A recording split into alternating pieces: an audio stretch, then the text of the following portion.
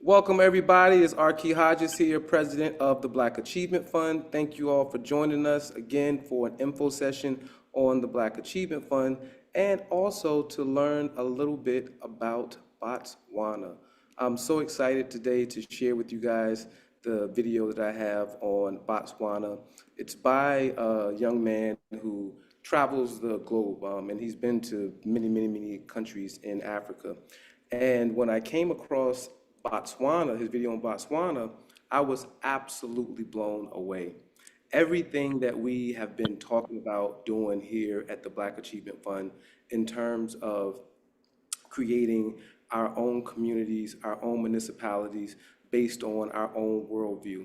When we talk about having free healthcare, when we talk about free education at the university level and all of those types of things, what you see today is the manifestation of all of those things.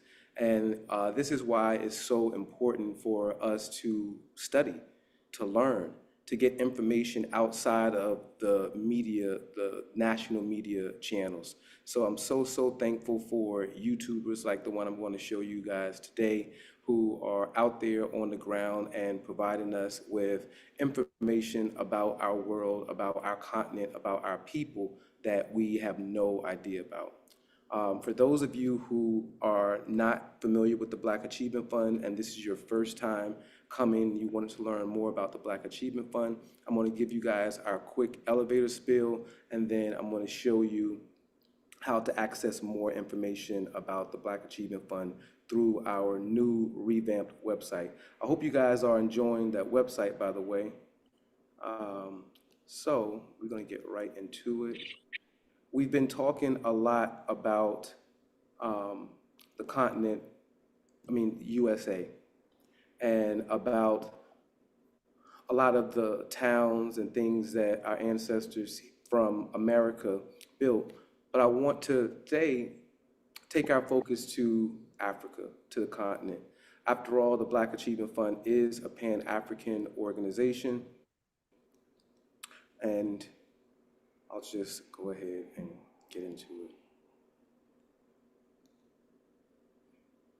Who are we? What is our mission? The mission of the Black Achievement Fund is to finance the grand development of Black America and beyond through a simple system of collective economics, or Ujamaa. 10 million Black people and our allies, $9 a month equals $90 million every single month and over $1 billion a year. With this recycled capital, BAF will economically empower Black people and build new Black communities, institutions, and municipalities that reflect our guiding principles and our collective genius. Membership to BAF is open to anyone who believes in our mission and guiding principles, regardless of race, religion, political affiliation, or sexual identity. All of our assets are collectively owned, and the Black Achievement Fund is a nonprofit 501c3 economic and community development corporation. So all of your contributions, all of your donations to the Black Achievement Fund are 100% tax deductible. I want you guys, for those of you who are tuning in for the first time, also to take a look at our guiding principles, because the Black Achievement Fund is not just about a dollar. We are really here to build a better world based on these 10 guiding principles that you see in front of you: Black unity and pride, collective economics, Black leadership, people over profits, community service, a livable minimum wage, international aid and solidarity, respect for the environment, universal brotherhood, and Black excellence. And if you scroll down, you'll have more information about our philosophy around all of these guiding principles and why they are a part of our guiding principles. All right. Right now, the Black Achievement Fund is in the process of developing our very first community, and that is our New Kemet retreat and residential community. And you can learn more about that here on our website. It has its own page. The Black Achievement Fund is inspired by ancient Kemet, and our New Kemet retreat and residential community is obviously a reflection of our inspiration. So all of the homes in the community are A-frame pyramid style homes as the one that you see here. The community is going to feature a massive clubhouse with resort style pool, lazy river, lounge area, conference facilities, fitness facilities, a restaurant, a produce farm, a petting zoo, trails. All of the homes will be connected via a golf cart trail, so on and so forth. So we are really, really, really stepping up to showcase what Black people can do when we come together, when we unite under one vision. Right now, we are raising capital to build our very first guest house on the land that we own in New Kemet, and that is Pyramid One. And for those of you who haven't had a chance to see some of the images of the inside of Pyramid One, it now has its own page right under our land. Okay. Right now, we are a little bit over $10,000. Our fundraising goal for October is $4,000, which will take us to the $13,000 benchmark. Right now, you can see where we are. So if you guys have not contributed, please, please, please make your contribution to our Pyramid One guest house. Every single dollar counts. We need at least 500 member supporters to contribute $150 to meet our $75,000 fundraising goal. But if you've given $150 and can stand to give more, please do so. We're trying to meet this goal sooner than later. You can donate monthly, one-time donation, a monthly donation. You can donate as little as $10 a month, $15 a month, or anything that you can afford to give at this time. And for those of you who have selected the monthly reoccurring donations, please, please note that you yourself need to cancel your recurring donations after you've reached whatever amount you intend to donate. So make sure that you put a star on the email that you get because it gives you instructions on how to stop your recurring donations. All right. Now we are going to get right into our program for today. Before we go on to Botswana, I want to share a video that I saw by one of the YouTubers that I follow, Uplifting Africa.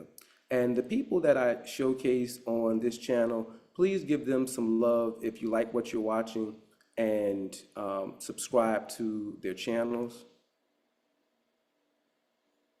Okay.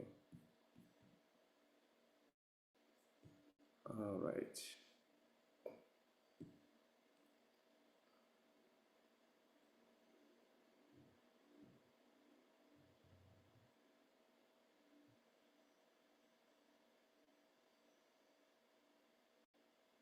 Are you looking to establish your business using an address other than your home?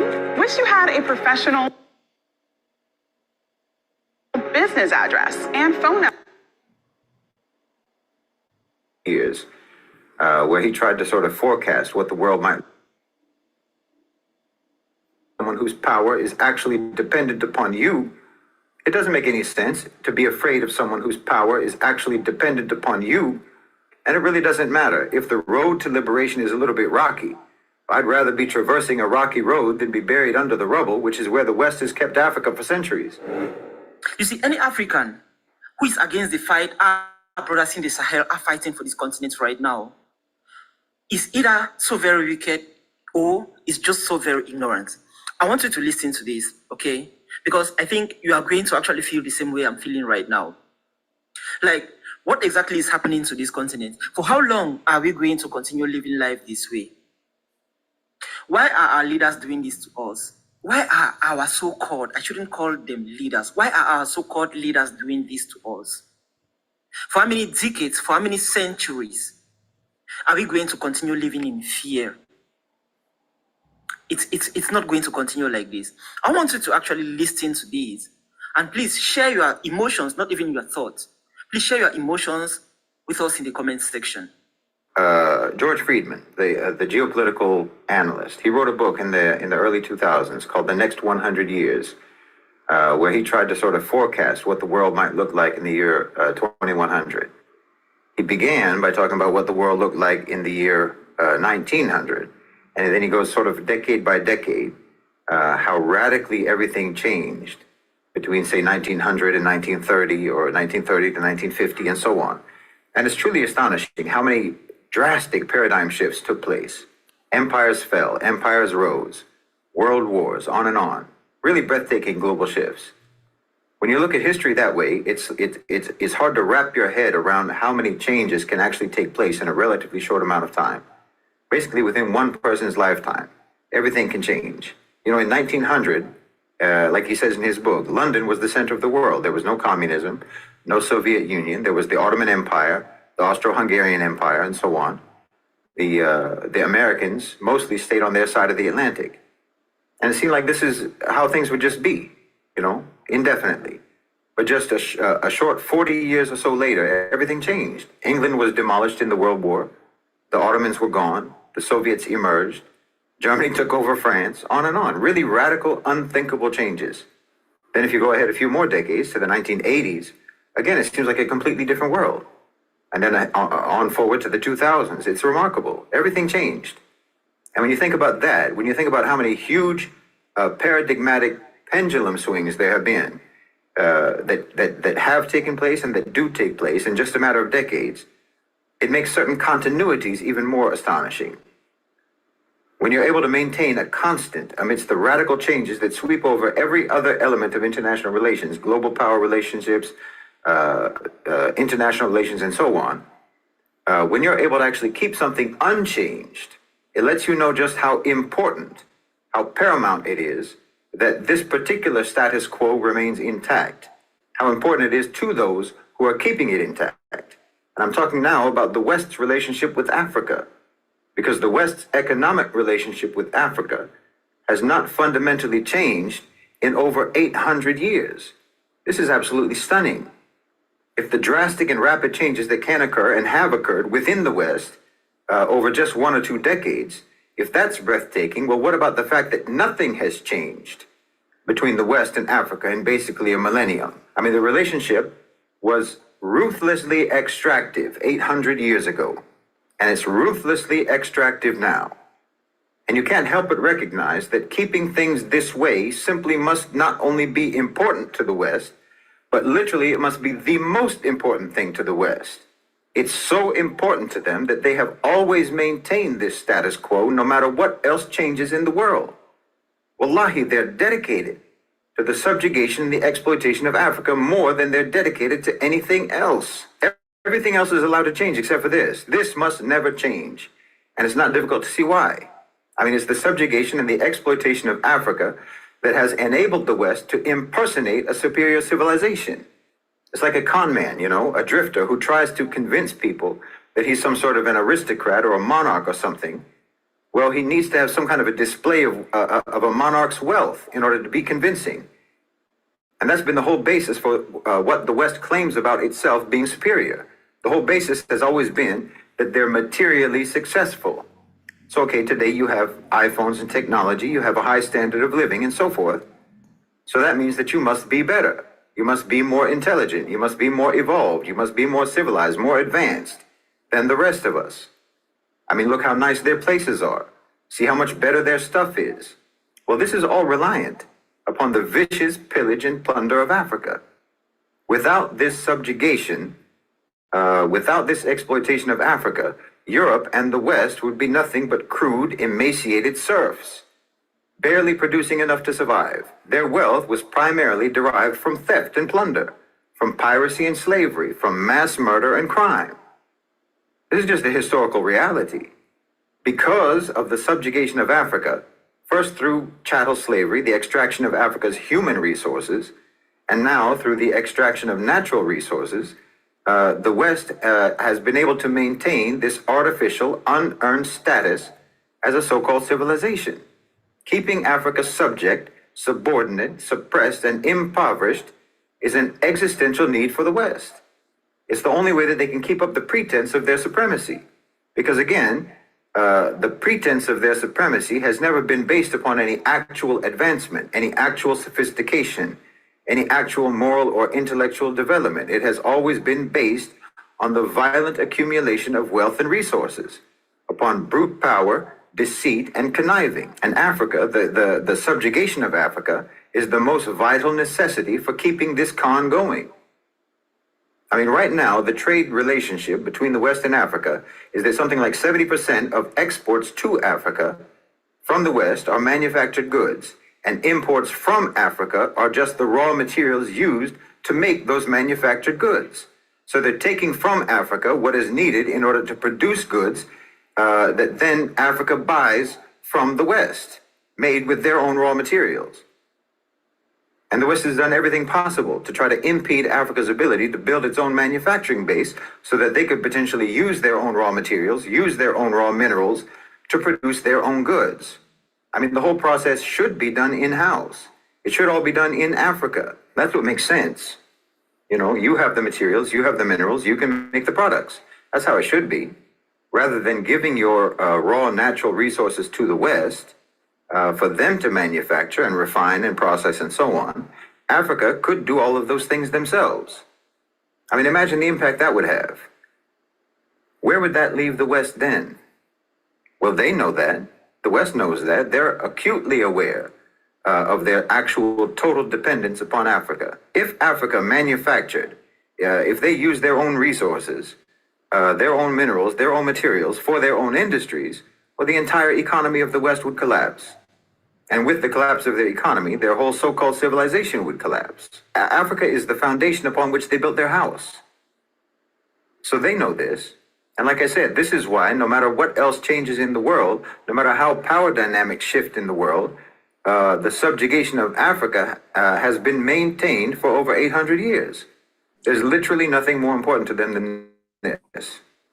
And this is why there are very powerful factions in the West that want to destroy BRICS, and why they fearmonger about Chinese investment in Africa, and why America specifically is engaged in non-stop interference, covert operations, regime change, regime infiltration projects all across the continent. Well, like I said, that should show you what kind of a friend the West is. But look, South Africa and all the countries in Africa, all the countries in the global South, in fact, they're in a position today to actually dictate the terms now. If Westerners want to pull out their capital, so say you nationalize, okay, if Westerners want to pull out their capital, they want to withdraw their investments, okay, go ahead. Dig around in your own lands for the minerals you need to make your stuff, and good luck to you. I mean, we have other investors anyway who can take your place. There's other companies that we can partner with. You're not the only ones. So the only question really is, how much are you interested? Okay. How many single family houses? I wanted to play that because it was just so powerful for me to see how, as he said, so many major paradigm shifts, Single family homes would it take to equal one? relationships, and nothing has changed in over 800 years in terms of the West relationship with Africa. And it is critical for us to understand this as African American people trying to resurrect African leadership, trying to rebuild African communities outside of the continent and to connect with our brothers and sisters on the continent. It has been the West's high strategy to confuse us, to divide us, to make us feel that we have no relationship to those people on that continent, to make us believe that those people on that continent don't recognize us. They want you to believe that Africa and African Americans have developed apart for so long that there is no continuity left culturally, racially, between African Americans and African people. We here at the Black Achievement Fund, our goal, our vision is international. We are a Pan-Africanist organization, and what we do, we understand, impacts Black people the world over. This community that we're building, this new Kemet community, it is to be a reflection of Pan-African wisdom, Pan-African vision, and Pan-African execution. You know, we have been lacking the leadership necessary to get a whole new generation of young people and older people to decide to hop back on the Pan-Africanist bandwagon. The burden of proof is on us. And I'm so excited to be in a position to show and prove. I'm so excited that we have over 100 acres to play with, to create something truly, truly, truly magnificent, to showcase what a Pan-African ideology can produce. So right now, we're going to shift and go to Botswana. Botswana became independent in 1976, and everything that you're about to see was essentially built since 1976. When I talk to people about the Black Achievement Fund, when I talk to people about building our own city here in America, a lot of people look at me as if what I'm talking about is having a Black president. They seem to believe in the powerlessness of Black people and the overwhelming power of white people. Just as the gentleman you just watched shared, they're like con men. They impersonated our civilization, stole all of our, well, we can go on and on and on. I'm gonna go ahead and play this video because it's 30 minutes and we came in a little late and I wanna be able to see the whole.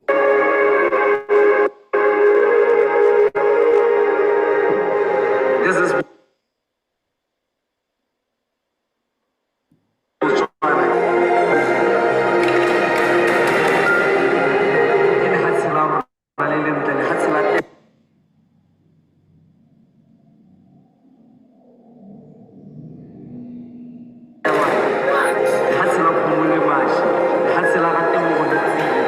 Tobago in the middle. It's Tobago. He turns.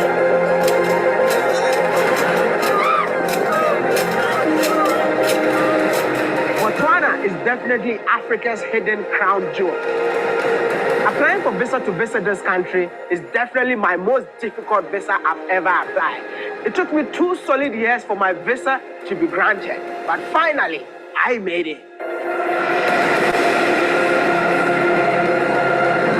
Man, I made it to Botswana, bro. You won't believe that I finally made it after all the stress. Welcome to Gaborone. We're standing right here at the Central Business District, which is the first capital city of Botswana because we've got 2. We've got Fransetown and Gaborone as the main capital city.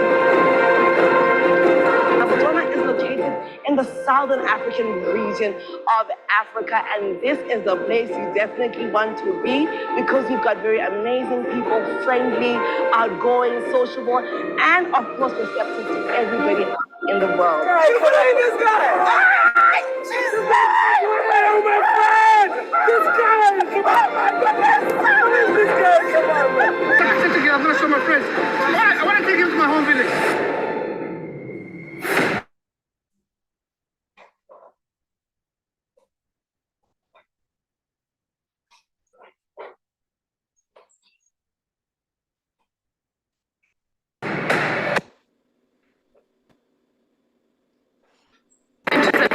Country. It's peaceful, the people are kind, they're loving. You can go anywhere and you won't struggle to make friends. The people that you meet are going to be genuine. You know, like in some places, I've been to places where you meet people and they're being nice because chances are they want to rob you. Chances are they want to do something sinister, you know what I mean? But here when you meet people and they're smiling with you and they're drinking or eating with you, it's actually genuine. They're not planning anything later. And they're just, kind, very kind. That's what I can say about this country. Hi. Hi. Generally, people that come from outside come here and say we are hospitable people. We're lovely, we're well-mannered people, and we're just kind-hearted people generally. That's what people say, tourists say about our country. I love how the people are very friendly. I also love the infrastructure.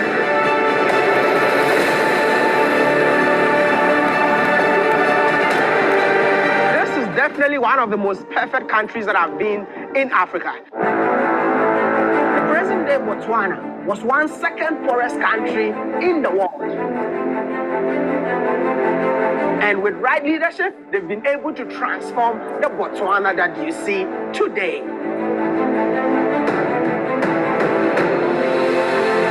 This is where the city of Gaborone started, the Bonington Farm. What do you mean by that? Well, essentially what it means is that in 1966, when Botswana got independence, this was the only home that was found out. So literally there was nothing in the entire Gaborone? The entire Gaborone was just the bush. All you see right now, all this beauty is what was established by Botswana. We are one of the few countries in Southern Africa that did not inherit any infrastructure. So you can imagine that this place was an entire bush, and there was a white colonial family that was staying here up until the government bought the areas. Now government property.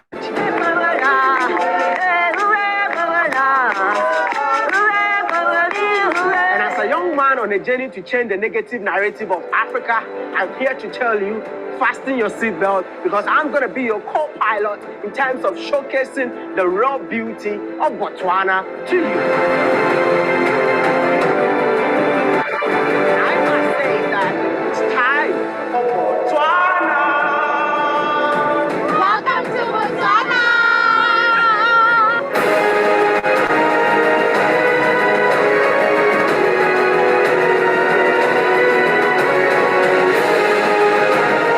Are you familiar with Botswana?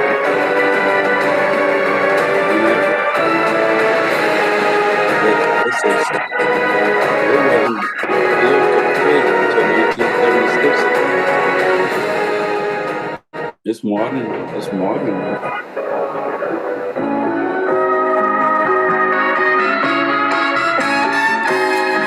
Give it to me. It's my first day in the country of diamond, and I believe that I can get diamonds everywhere. Hi. Do you have diamond? No? Maybe? Is that not a diamond? This is a country of diamond. I guess there should be diamonds everywhere. But I feel so happy to be here. Listen, this is my first time walking on the street of Central Business District of Botswana's capital, Gaborone to be precise. And listen, I feel like I'm the only one walking on the street. The rest are cars. I'm like, where are the people? But guess what? I believe that it's something to do with the population of this country. Botswana has about 2 million people. Another thing is like the Central Business District looks like a new city or that they are building, because every building that you're seeing right now is new. So I guess I need to know the reason why. Here. Walking in the street of Gaborone excites my soul, because can you believe that independence, there was literally nothing. This Co-host, country can you was built please, from scratch by the people of this country. You bought it out of the car, right? So you actually saw the city grow. Absolutely. Remember, we got our independence in '66. So I was a tiny baby in '65 when we came here. None of these other buildings were there. And after 5 decades after independence, this is one of the fastest growing economy in the world. Botswana got one of the best roads in Africa.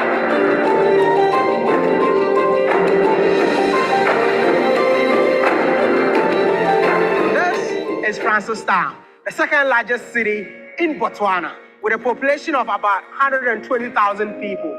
Look behind me. What do you see?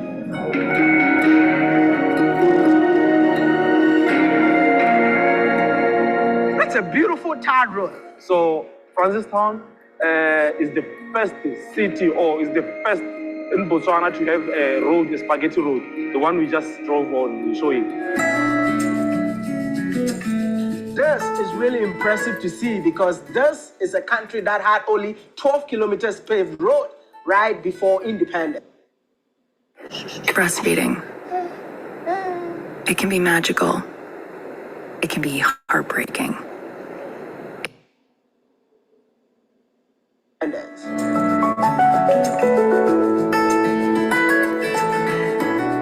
How will you describe the roads in this country? If I say they are good, it's an understatement. They are too perfect. As you can see yourself, I don't know if you can remember us going through any potholes.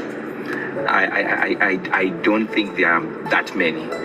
All the roads are really good. In some places, in some countries, you find only good roads in certain areas, highways, or just getting into the center of town. But here, all around, it's all the same. The roads are immaculate, well done, and the lighting is really good. And as you can see, most of the street lights, they're all solar-related ones. So the investment that the government has done, I think it's very, very good.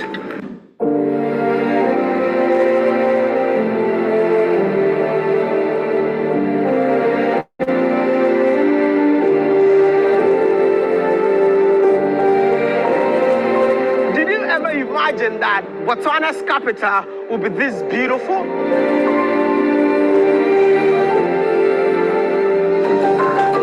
I mean, have you ever seen this part of Botswana on your screen?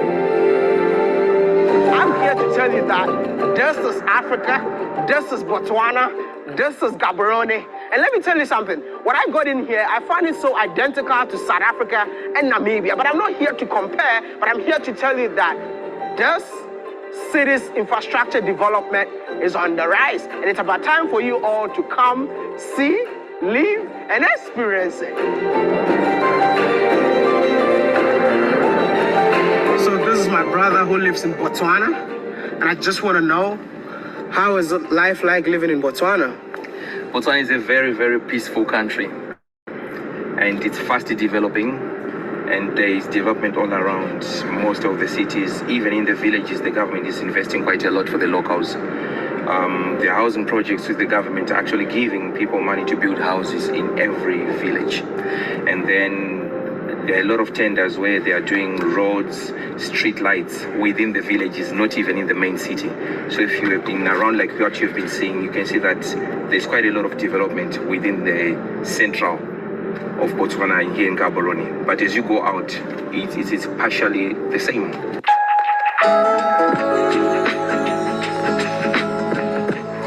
thing that I will tell you the truth about, here the law is very strict. You should follow the law. Unless now, if you don't follow the law, you'll be in trouble. Yes. This country is a country whereby the African continent, they must learn from this country because of the way they do their things. Law and order works. Everybody obeys the law. This is a country I prefer, to my own knowledge, I want the youth of Africa to learn from this country.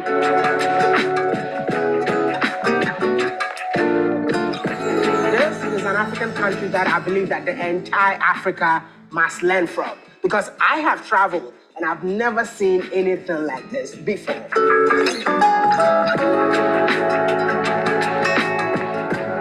This is one thing that I think is quite interesting in this country. You see where I am right now? These are actually new roads that have been constructed. And as you can see, they are busy installing the solar power street lights. So you guys are busy installing street lights? People coming to live here, man. As you can see, this is a forest. This is a forest? Yeah, man. But you believe that people will be coming to stay in here? Yeah, they will. So you have to do the road plus the street light before people move in here? That's it, man. That's the point. No, you guys got one of the best countries in the world. Yeah, man. Good luck.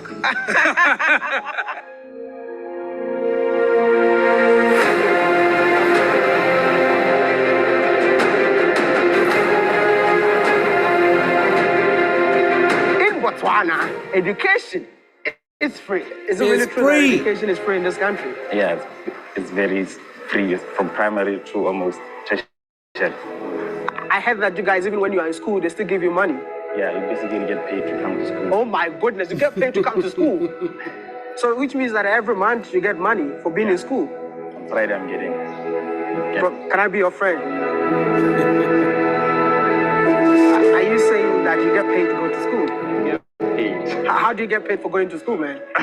It's more like, you know, I don't know whether to say that the government is in a way thanking you for doing well for your O level, and also for purpose of you know, empowerment in terms of the human resource, to say that you have done well and the country maybe is lacking in terms of the human resource. Therefore, you have done well. Get the money, get the degree, and come work for us. And we are paying. It's more of a grant, you know. So yeah. So does it mean that after school you pay for it? Yeah. You pay for it, but they're not really that harsh on you. Okay. Just to encourage you to go to school. Yeah, to encourage you to go to school. I want to know how much do you receive in a month? So in a month, being in school, they receive, because I indicated that I'm self-sponsored for the second one. They receive like 1,900 as the monthly allowance. Yeah. Then if at the beginning of an academic year, they get like 3,000, 2.5 if it's social sciences and stuff for book allowance. So the book allowance is credit. Even your books? Yeah. So the book. And also to understand that, you know, our university is one that was, Botswana came together and channeled our resources for us to have the university. So in short, the government, more like paying for your studies, is in a way doing exactly like the essence of the university itself. It's more like paying you back for what your parent did in the past. Yeah, our forefathers. That makes sense. Yes. That makes sense. More or less, yeah. That makes sense, because this was built by the people.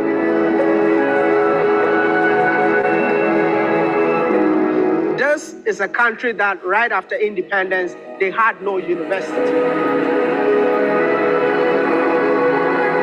Well, there's always been an institution of higher learning for people in Southern Africa.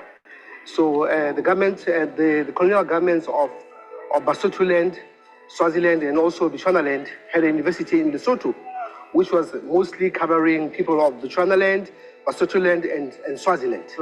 And then up until our independence around 1976, the government of Botswana decided to have its own university.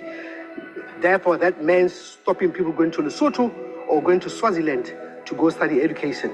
So there was a call for the government to fundraise, where every family in Botswana was encouraged to commit or donate a cow. As you can see in the background here, one man, one beast. One man, one beast. So it is out of this money that was generated that we managed to build this university. University of Botswana is one of the biggest universities in Africa and one of the fastest growing, because close to over 17,000 students. And it's free education. Free? It's free education, yes. We don't pay education in Botswana up until university. Even if you go study overseas in the best courses, the government takes care of that. You have no right to say that you won't go to school in this country.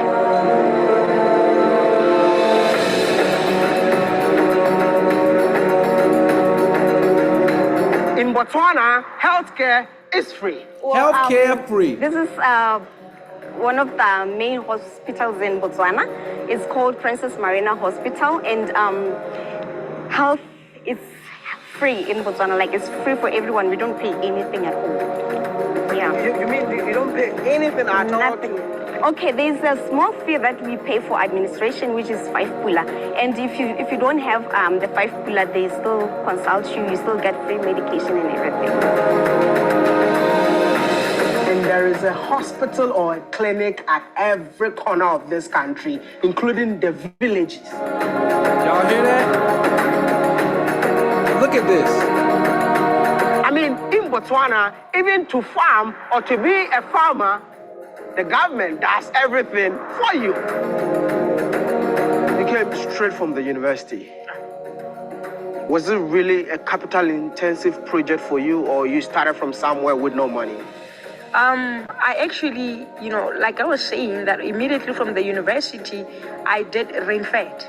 I went to the offices because usually in Botswana, when the rain season comes, citizens, they register for free if you want to farm, if you want to produce, yes. You register your 4 hectares land, the government will give you free fertilizers, free seeds, the tractors will come and plow for you for free. For free!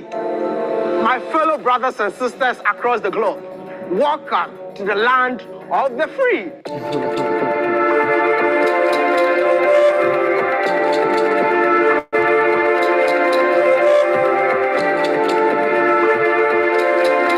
Literally, I would say that first impression, Botswana is super safe. Guess what? I left this bag here yesterday. And this guy already showed you the bag yesterday. Yeah, man. I'm blessed, everybody. Come this side. Yeah, this side. Why did you bring the bag back? Why did you? I'm gonna find the bag on the top of the car. The Chartered Financial Analyst designation. Can you say I'm a Rasta man, just a Rasta man, take the bag, man. Wow, go on, man. Yes, sir. Thank you, man. Yeah, man. Which means that the people in this country are super nice. Literally, phone, everything is in this bag. And he just returned it. So, you know what? I realized that there are 2 sides of Gaborone, because the first place that I was literally walking, I realized that I was the only one walking in there. I felt like I was walking in the street all by myself. Yeah. But here I see more people. Movement. Yeah. Where is this part of the city? So it's in Main Mall. It's not far from the station. Yeah. This place is called what? Main Mall? Main Mall. Is it the oldest part of the city? Yes, that is. Okay, but what happens in here? You normally find stalls, there are different stalls, food stalls, you'll find clothing stalls, so yeah, that's pretty much it. Okay, so literally you can get everything you want in here. Yeah. Wow. But literally what I'm seeing is more clothes. Yeah. Like everyone sells clothes in there. Yeah. And also food stalls, especially like during lunch hour.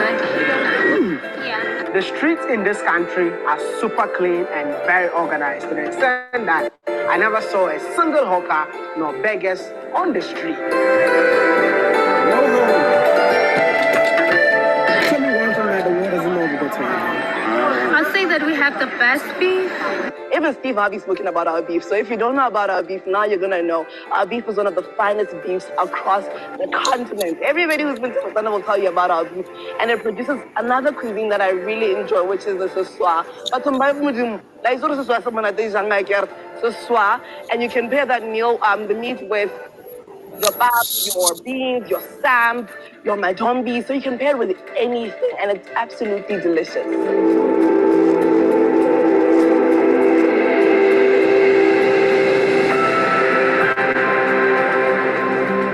In Botswana, and I want to let you all know that whenever you find yourself in here, there is one meal that you need to try, which is seswa. I mean, when I got in here, everyone is like, you cannot leave this country without tasting our traditional, authentic meal. And guess what? When I found myself in here, I realized that everyone was literally here.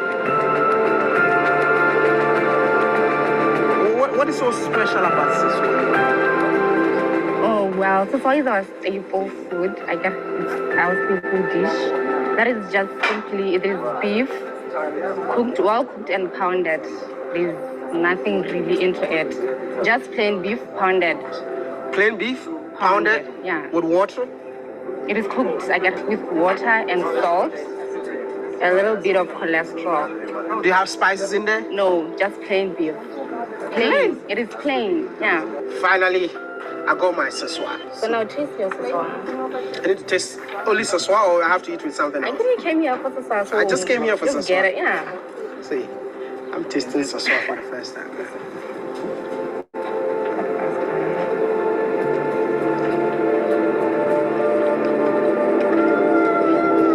It's very tender and very soft.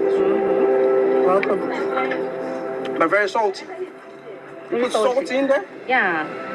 You season for taste, right? Oh, okay. Yeah. But above all, so tasty. In a scale of 10? 9.5. 9.5. Yeah. Oh, thank you. 5. If you put pepper in there, I'll give you 10 over 10. A nation without a past is a lost nation. Hence, the genesis of Botswana.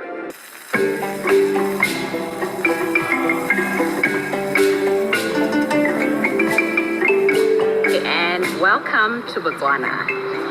Behind me, we have our 3 chiefs, and they are the ones that made us.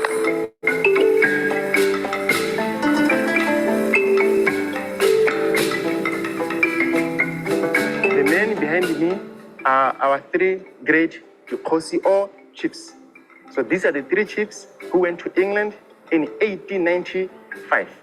They were protesting against the transfer of this country to a company called British South Africa Company, owned by a British man called Cecil John Rhodes. By that time, that man Rhodes was ruling 3 countries, almost owning them.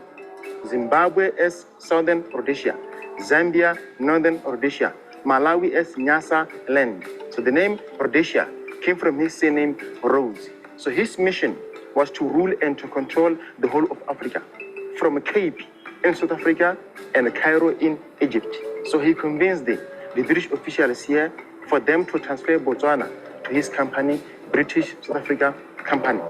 So the 3 chiefs went to protest in 1895 to say, no, we are against being given to a company.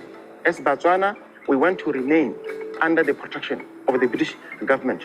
By the time they went to England, it was 10 years after we got protection from the British. 31st March 1885, we got protection from the British. And the country was then named the Botswana Land Protectorate. Yeah. So they misspelled Botswana Land and they wrote Botswana Land. We're not a colony, but a protectorate. Interestingly, Cecil John Rhodes is one also who set up the railway you see, which past the train right now. He managed to leave Cape Town up to DRC with his dream of establishing continental Africa as his own country. So you can imagine at that time, in terms of project management, someone building a railway line from Cape Town all the way to DRC. The company is called Botswana Land Railway Company. That's the company that you owned to conquer the whole continent of Africa. So he was quite a very interesting man.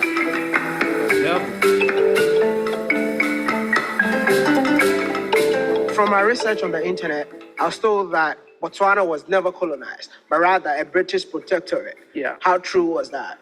Well, it's more the same thing. The only country in Africa which has never been colonized was Ethiopia. Yeah. Botswana was colonized by the British, but it was called British Botswana Land Protectorate. So the practice of government was colonialism. We are under the protection of the British or the Empire. That is why our capital was the only capital in the world that was outside Botswana Land. It was in South Africa. Wow. Yeah. As a matter of fact, the person who gave Ghana independence was actually one of our governors here. He was based in Botswana Land in Mafeking, went to Accra, giving us independence, to Nkrumah, and then he was also our governor here. He started here, actually. Yeah. So we were under the colonial government.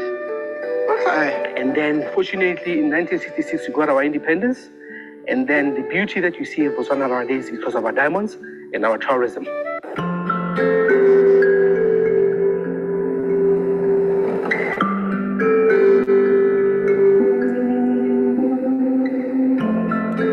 Natural resources in so many African countries has actually become a curse.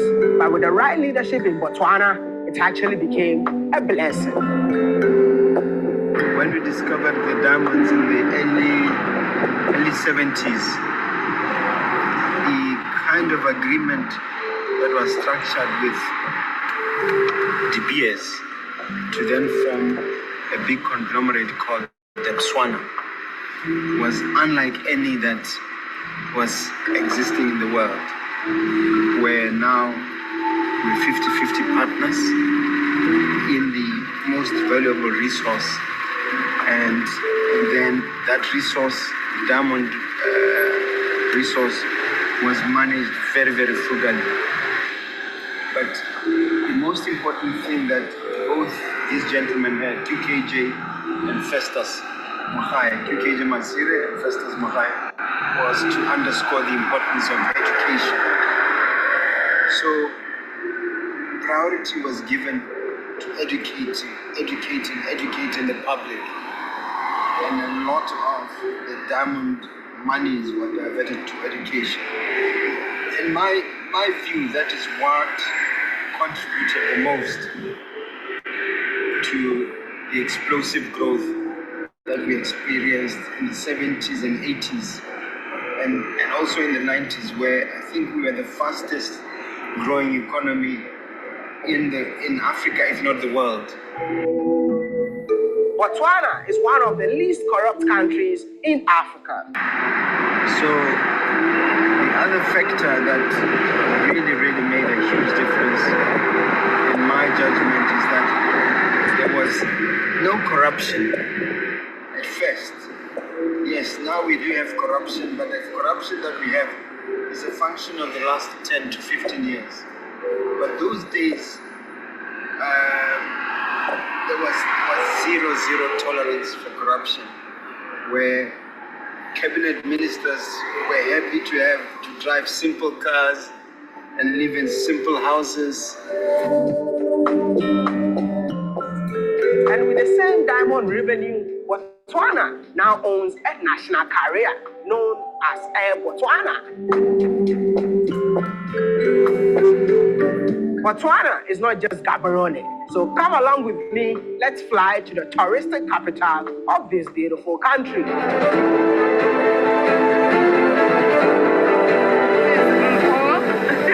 These are the stars of Air Botswana. Yeah.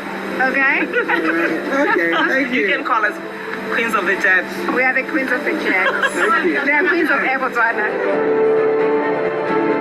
It's a testament that in this country they got more cows than humans. You know why? Because this is my first time boarding an aeroplane that have been served dry meat, popularly known as biltong. So we finally made it to Kasane. Welcome to Kasane, guys. Whatever you do, guys, please eat the bream. The best fish. The best fish. The best fish. Yeah, and enjoy. You're going to love it here. What makes Kasane so unique that everyone has to be here? It is the best place to be on earth. On earth. It's and you the guys are best going place. to the Okavango Deltas? This is where four countries meet. This is the only 100 point in the world. Ever. You guys are going to have fun. Have fun. Okay? And enjoy. Enjoy. The beautiful Botswana.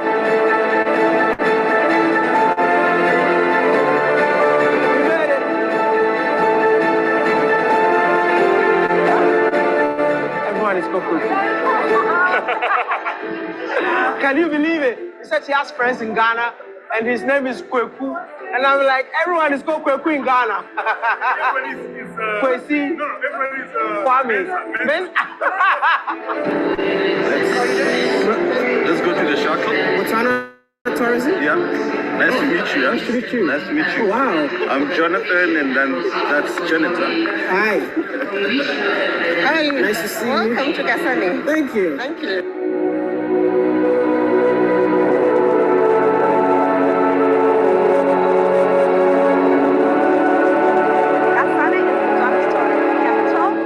Famous for the Chobe National Park, which has a large number of heads of elephants. This is the tourism destination where when tourists come, this is the place to be. We've got the mighty Chobe River, the perennial river that never dries. And this place called Kasane is where you get the quadrupoint, the only place in the world where you get the quadrupoint. This is where you get to experience Namibia, Zambia, and Zimbabwe whilst you're in Botswana by the famous Kazungula Bridge. I'm about to make history because this is one place in the world that I've always wanted to be. I mean, I've heard about this place, 4 countries meeting at one particular place in Africa, and I was like, when will be the day that I'll step my foot in here? This is the day.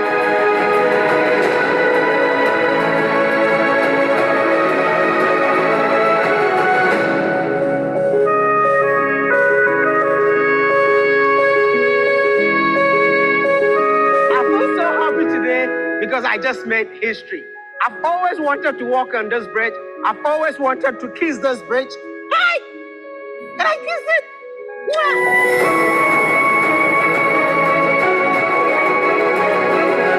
This is the only place in the world that 4 countries meet each other. So the Kazungula Bridge that you see right now did not exist before. But Zambia and Botswana decided to come together to make life of the people and goods easier. A major infrastructure project delivered in partnership between the Republic of Botswana and the Republic of Zambia. We believe this project is really a regional flagship and goes far to demonstrate how much countries can get to achieve if we collaborate on these common developments in the region.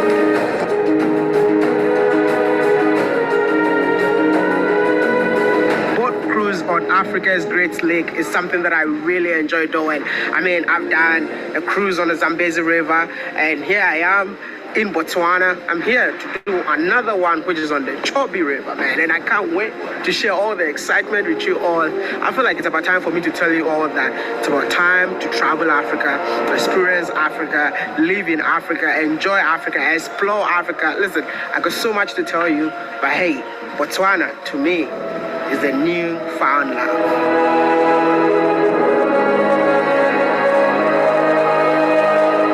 Welcome to Chobe River, guys. Chobe River is the borderline between Botswana and Namibia. So on our right, where you're hearing that music, that's Namibia. That's on our right here. And on our left here, that's Botswana. So the music you are hearing there, that's an island. That's a bar in Namibia. We call it Pole Pole Bar. It's an ice on an island. Is it possible for us to enjoy the music in Namibia? No, it's not. Why? It's not possible. We have to go through the immigration. If I can't go and dance, I guess I can still enjoy the music and dance in Botswana. Botswana! In Botswana, dancing from music from Namibia. Africa is funny, bro. So one of the things that I really enjoy being here, the fact that I can actually do 2 safaris in a day. What do I mean by that? In the morning, we did a game drive driving to see animals on the land. But guess what? We are now on an aquatic safari that I've never done before. So guess what? We'll be on this boat for a few hours, get opportunity to see the sunset, and also get opportunity to see, animals like...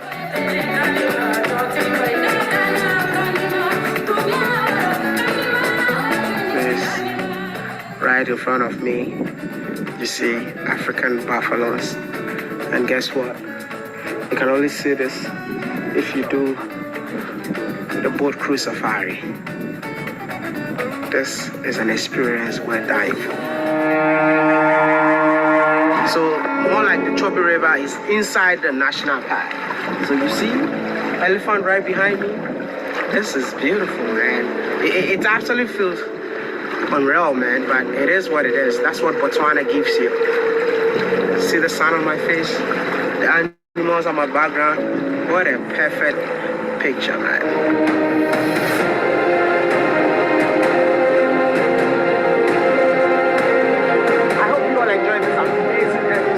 Enjoyed filming it. But let me ask you a question.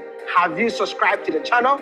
Please help us hit 2 million subscribers and like the video and share to friends and family. And I will see you all in the next one because your boy Wadamaya is back.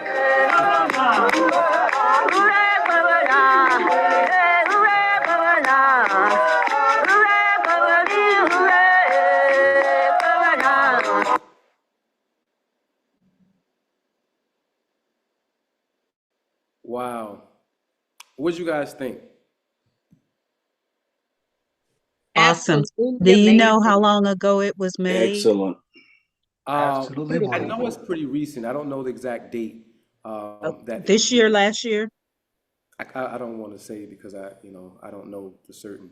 But you can go to the video itself. He has his own YouTube channel. He travels all throughout the African continent and some other places as well. And all of those videos are just as great. So please. Can you put that link in the chat so we can catch it? Yeah, let me Thank you, Santi Sana. Including the first video as well. Okay. Oh yeah, I didn't think about that. So let me go ahead and share the screen with you all. And all of these videos are on our Black Achievement Fund's YouTube page under Watch Later. All of the videos that we have been showing you all over the past months, all of those videos are under Watch Later. So that's a way that you can go to all of them. But if you guys see my screen? Yes. Africa you don't see on TV, Botswana.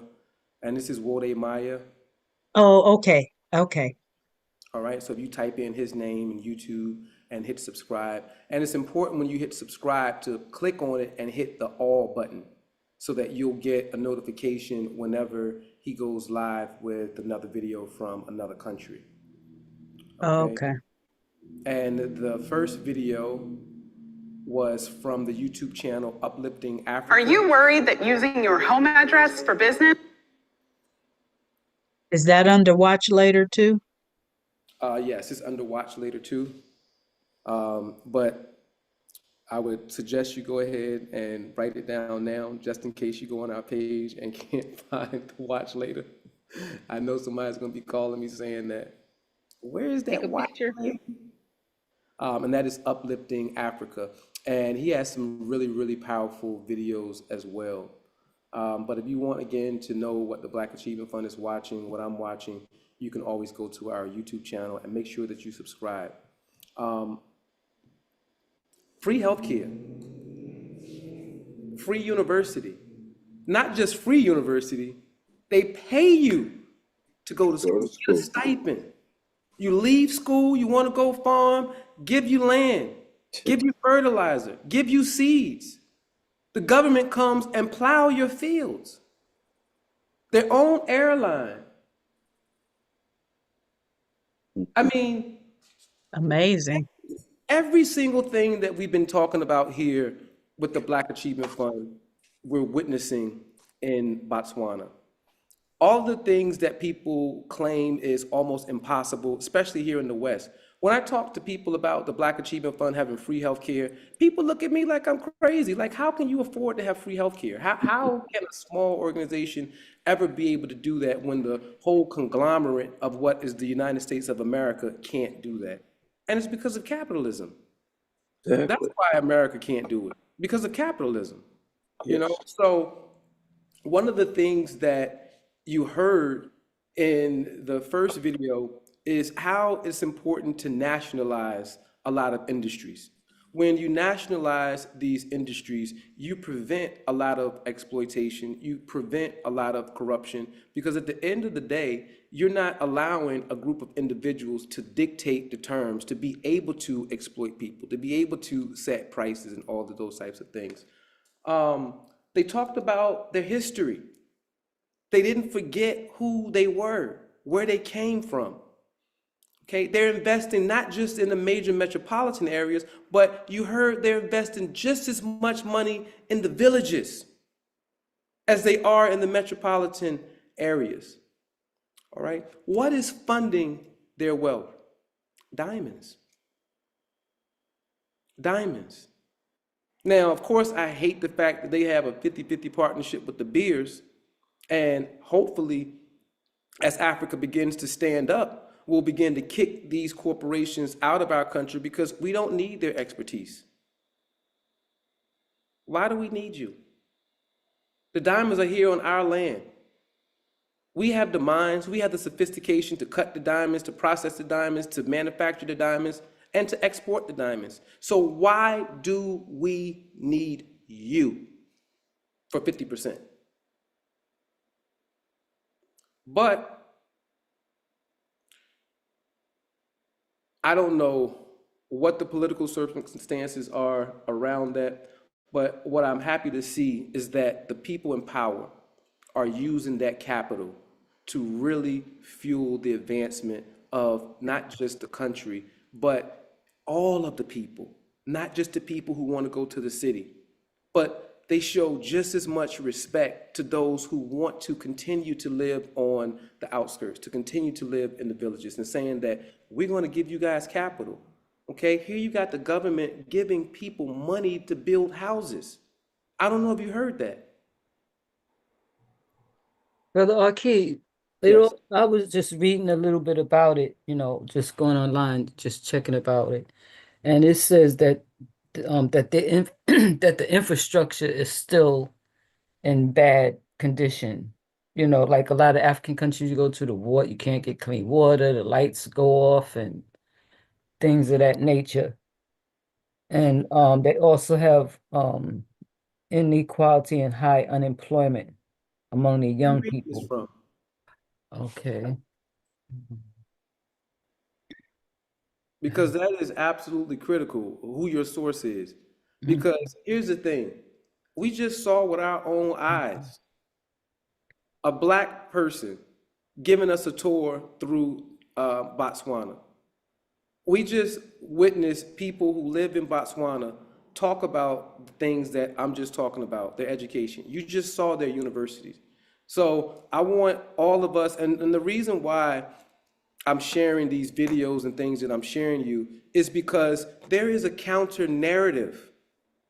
There's a counter narrative about the continent of Africa that our enemies project to make us believe that Africa is still the dark continent, to make us believe that Africa is perpetually going to be impoverished, that African leadership is perpetually corrupt, so on and so forth. So when I hear what you just said, based on what I just saw, I'm like, what, this is. And then I look at America. I'm right here in Atlanta, literally around the corner. Joseph Lowry, Joseph Boone, but I mean, looks like Lebanon. Looks like Lebanon. I've been throughout this whole entire country, and there are only pockets of communities in the United States of America that are truly developed.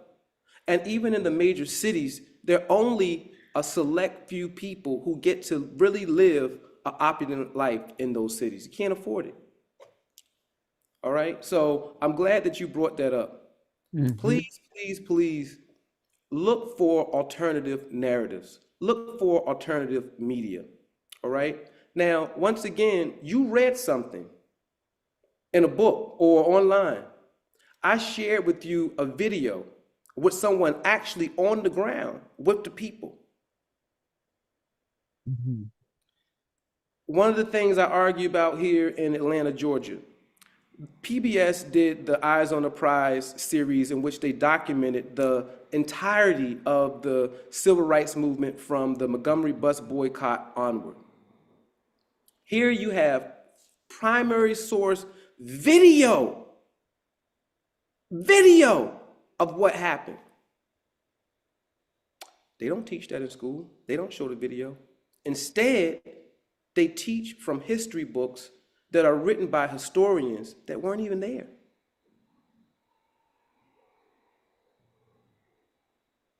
Isn't video proof far more proof than a narrative on the internet, than the narrative in the book? So always know what your sources are, who your sources are, all right? Because I read so many negative things about Africa, but yet I'm fortunate enough to live in a time in the information age where I can go and get counter narratives, all right? Now, if I had read that about Botswana without seeing that video, I may have believed those things that you're saying. So please know that there is a counter narrative that is a part of the West conspiracy to continue to dominate and subjugate Africa. And one of those things is to perpetuate a myth of overwhelming African poverty. Did you guys, I mean, somebody comment based on what Sister D just read. What did you see? I was missing the culture. It seemed, their clothing and dress and stuff like that. And even on those statues, one of the three men, I was like, why are they in suits and not in, God. Yeah. I caught that right off. I was like, wow. Yeah, it seems that they have a very cozy relationship with the West. Yes. And I That's think that exactly. the partnership around those diamonds are what's fueling their wealth, obviously. And through that partnership, and because of that partnership, you have the West still having a firm grip on the economy of a sovereign African nation. That's what you have. The whole reason that the British made them a protectorate is because of its natural resources. Okay, and as you begin to dig deep, you begin to see why. But again, I showcase this because you have to do what you got to do until you don't have to do it anymore. You got to do what you got to do until you don't have to do it anymore. And but the whole thing is you have to have the will that I don't want to do this indefinitely. And that's what your internal huddle is about. I don't know what their leadership's mind frame is in terms of sustaining this partnership with De Beers indefinitely, so on and so forth. But I do believe that they have finagled themselves and made themselves an intricate part of the economy of Botswana. All right. Um, Now, in addition to what you guys just said in terms of not seeing the culture, so on and so forth, I did wish that he went to some of the villages. And you saw at the end of the video that he was in a traditional village where people were in traditional garb, so on and so forth. But it's a 38-minute video, and he did explore a lot of topics, and I was happy to see that he was able to meet with people who had a real knowledge of the history and the inner workings of Botswana. All right, so take it from the people. Don't take it from books and things that you read online. Always try to go and see the real thing for yourself. And for me, watching these videos produced by authentic African people with no outside agenda and being there gives me a real glimpse into what's going on. A lot of times I actually even watch street views of countries just to see someone with a camera walking on the streets of different countries, different cities, just for me to get a glimpse of what it's like on the ground.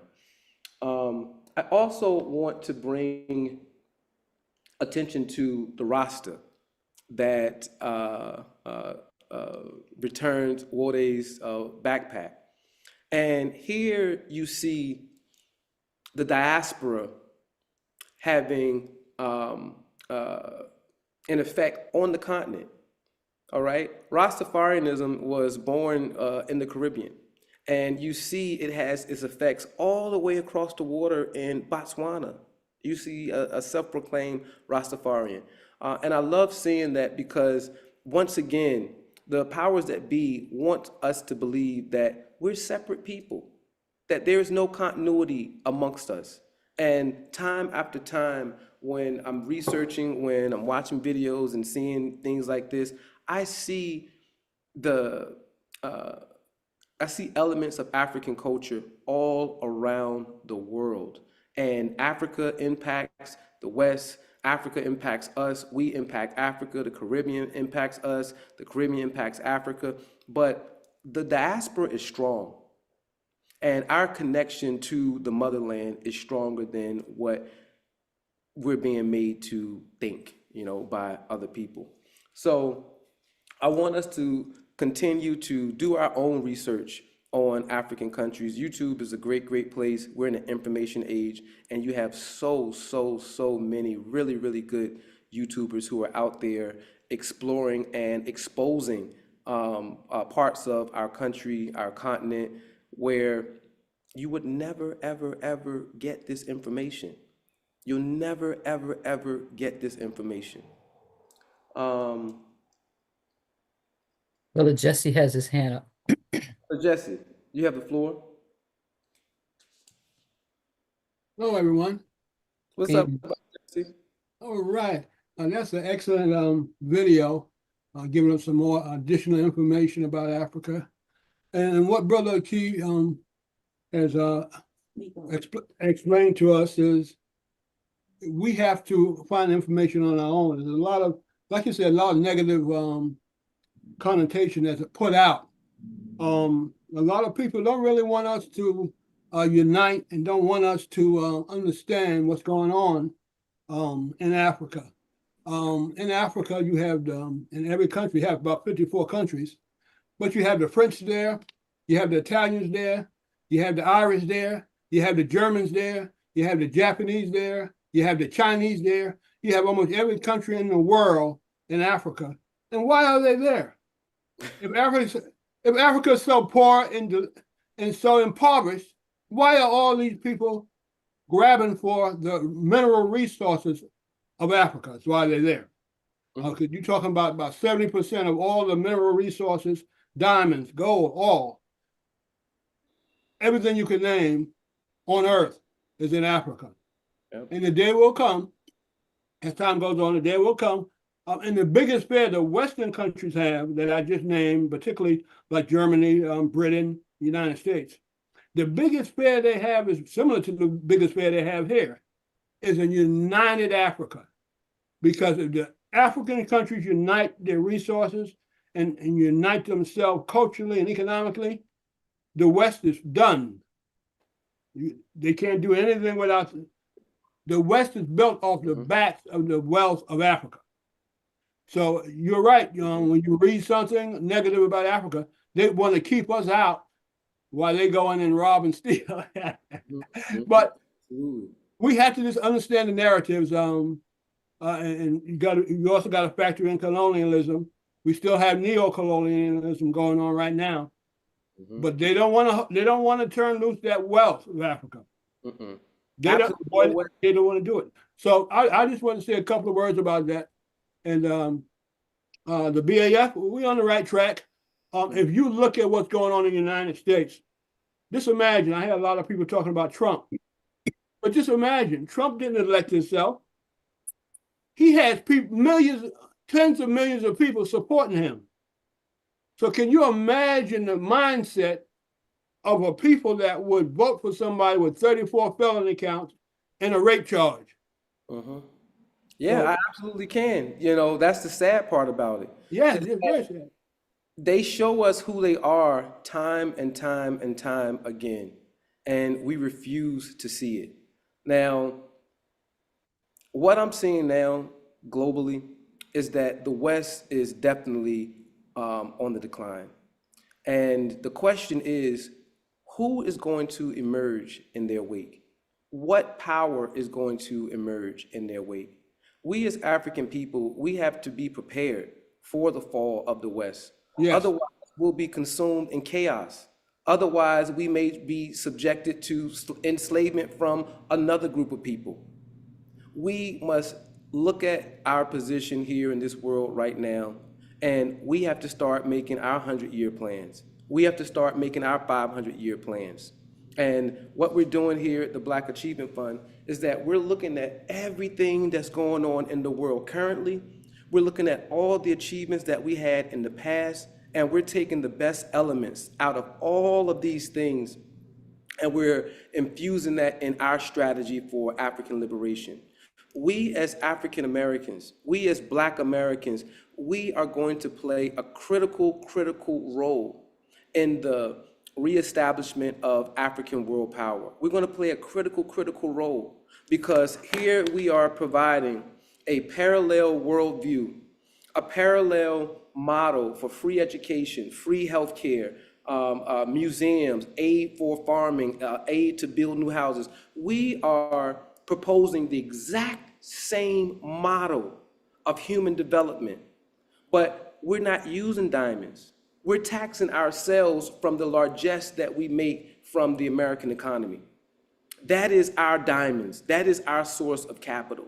And that $9 a month, that right there alone can fuel a level of development for Black American people and beyond in a way that we have never seen in the modern era. But we have to understand that we are leaders. You have to understand that you play a part in all of this, that you're not insignificant. You have to understand that you are a part of the Pan-Africanist leadership establishment if you are watching this, if you believe in the things that we're saying. And you have to understand that this is a war. Something has to give. You have to sacrifice something. And what we're saying here at the Black Achievement Fund, $9 to fuel our revolution. $9. And we're already showcasing what that model can achieve within a very short period of time. We already own 8 acres of land collectively. We have over 100-acre community that we're developing. All right, so we're already seeing fruit.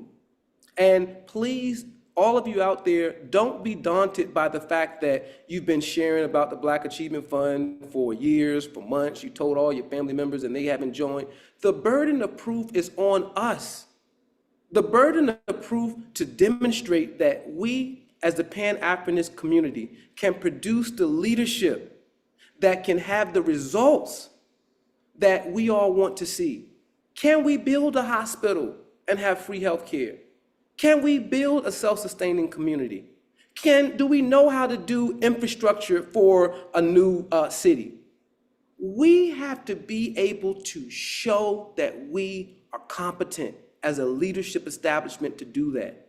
So we need all of you who are out here to understand that and to know that we got to contribute. We got to contribute. I really want to show you guys the very first house that we're about to build for Sister Zenobia and her daughter, Her Excellency, and it is absolutely stunning. But I am 100% sure that the moment we begin to produce the results of Pan-Africanism, the moment that we can build a community that we as Black people can look up to and say, you know what, this is the standard that we've been waiting for. The burden is on us. So I need your help, okay? I can't do this alone, all right? This takes money. This takes beating the pavement. This takes hitting the streets. Right now, this weekend, I went to an event for Kamala. And it was tons of people out there volunteering for free to go and knock on doors to get her into office. We need to have that same level of commitment for the Pan-African leadership model. We need to have that same level of tenacity, all right? We can't operate with just the choir. We have to let people know what we're doing. We have to share our successes, but we have to be intentional, and we have to know that you're not going to always have instant success. But as long as we're building in the process, we're learning in the process, we are preparing for the moment when we do have that opportunity, we're ready for it. We've cultivated the leadership. We've cultivated the expertise, the human capital. We've identified sources of capital, investors, for the things that we want to do.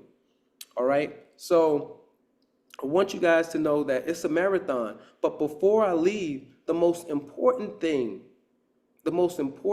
out of all of this to me is that everything that you saw in Botswana was pretty much developed since I've been born.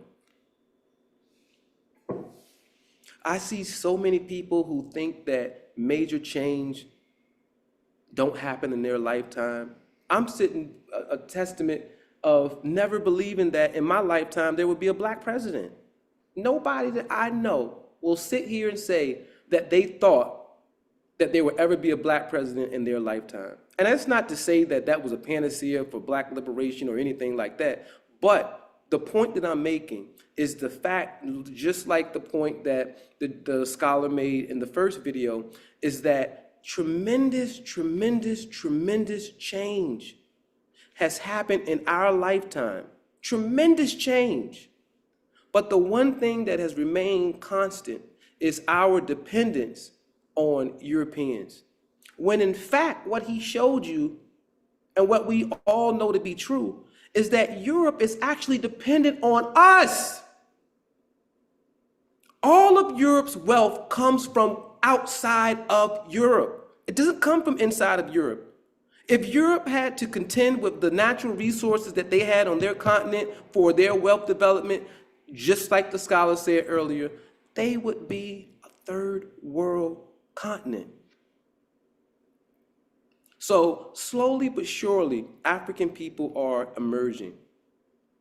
It's not perfect, but all of the elements are there.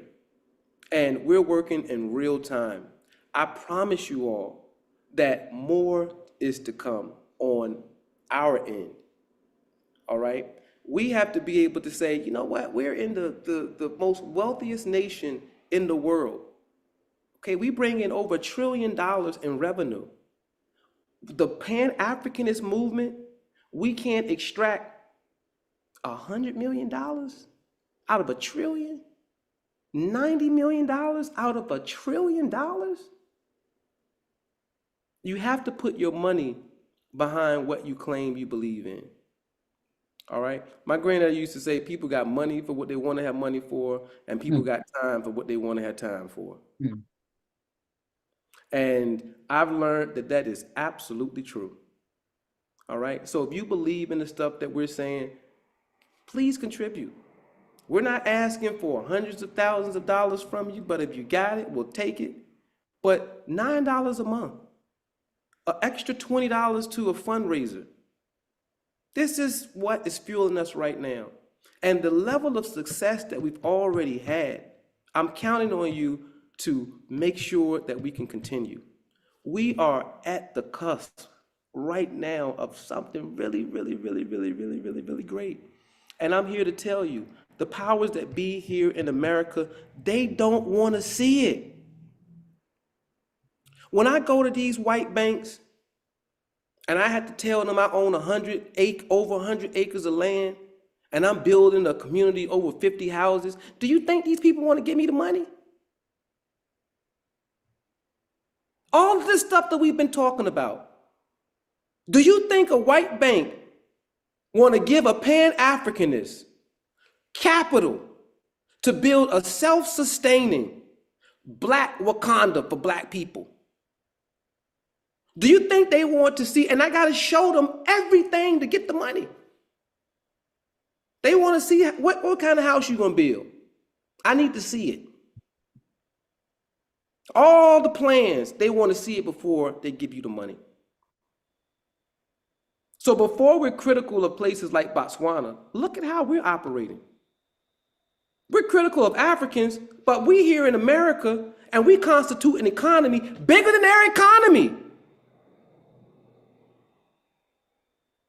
And what have we done with it? What have we done with it? We have to have a source of capital to be able to sustain development. What we're doing right now by buying land, that is our capital. That is what we're utilizing to be our diamonds. The fact that we can buy land, and look at all these videos that you've been seeing. The number one thing is they did not want to sell us land. It was a concerted effort for 100 years to not sell black people any land. Why? And why haven't we done the opposite?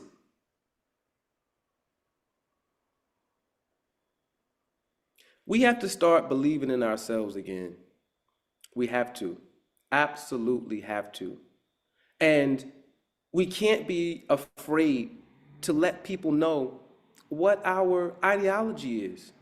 We can't be afraid to tell somebody, hey, buy these tickets to our next Black History Bingo, Blacks in Sports Edition. You're learning, having fun, raising money at the same time. All right? Where is our people with the same commitment that the black politicians have? We already know that black politicians have not delivered black liberation to black people. There are over 10,000 black elected officials in every single office that you can think of. And we rose all the way to the President of the United States, the Vice President of the United States. Has that had a material difference on life for black people? No, it hasn't. But at the same time, look how much capital that we would push towards politics. Look how much we would volunteer, go out and hit the streets and knock on doors. But when we talk about creating a sovereign wealth fund, like what the Black Achievement Fund is for Black people here in America, people turn their head. All right? It doesn't take 10 million people to make change.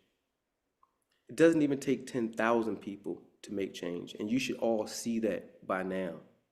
All right? All of you who are watching, all of you who are members of the Black Achievement Fund, we are pioneers. We need to recognize ourselves as a leadership establishment. We're here to build power. We're here to build capital.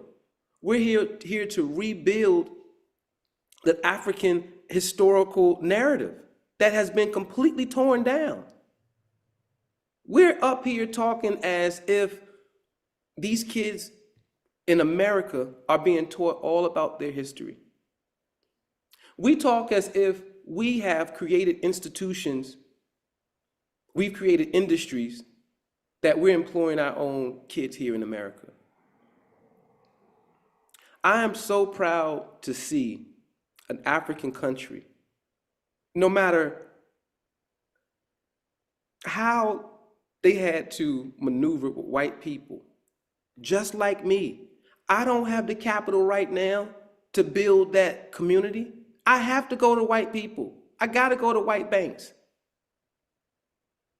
Because the Pan-Africanist leadership establishment doesn't have the capital to do it, even though we bring in over $1 trillion a year. So this is the position that I'm in as a Pan-Africanist leader, trying to do something great here in America on behalf of Black people, on behalf of Pan-African ideology. And I'm sharing with you guys, I can't even count how many banks I've been to for money. I can't even count. And got to show my hand the whole time. They want to know, do you own the land outright? How much you owe on it? Oh, you own all this land, ninja? And this all you owe on it? And you gonna do what? I wish I would give you the money. I wish I would give you some money to be able to show up white people. Remember, racism is predicated under the belief that these people are somehow naturally superior. So they've manufactured supremacy for themselves by denying us capital to successfully compete with them, because they know if they have to compete on a level playing field with us, they can't do it. So they have to have an implicit advantage. That's what racism is. Racism is affirmative action for white people. And then they use all of these rhetorical games and then try to say that affirmative action is reverse racism. Yet they maintain real racism, which is affirmative action for white people. Brother, okay. Oh, go ahead. I'm sorry. no, I don't want to interrupt your heat because you're bringing it. I just want to remind you have a 4 o'clock and it's 15 minutes. Well, coming up to that 4 o'clock, I'm gonna have to reschedule that meeting. Yeah. Yeah, a lot's going on right now, and I wasn't able to prepare how I need to prepare for that meeting, so I'm gonna have to postpone it. So you guys will get an email tomorrow when our monthly meeting is postponed to. It'll either be sometime in the week, or I may just do next Sunday. I'll confer with our ambassadors to see which date and time will probably make the most sense. All right. So we got a little bit more time to talk today. I want to hear from somebody else. What are you seeing? You know, and why do you think? Well, we know why. We know why. But to see free healthcare in action, but yet nobody talk about it. Sister D, when you pulled up information on Botswana, Did they say they had free health care? Were there any bullet points on that? No, not that I remember. I didn't see any. Were there any bullet points on free education?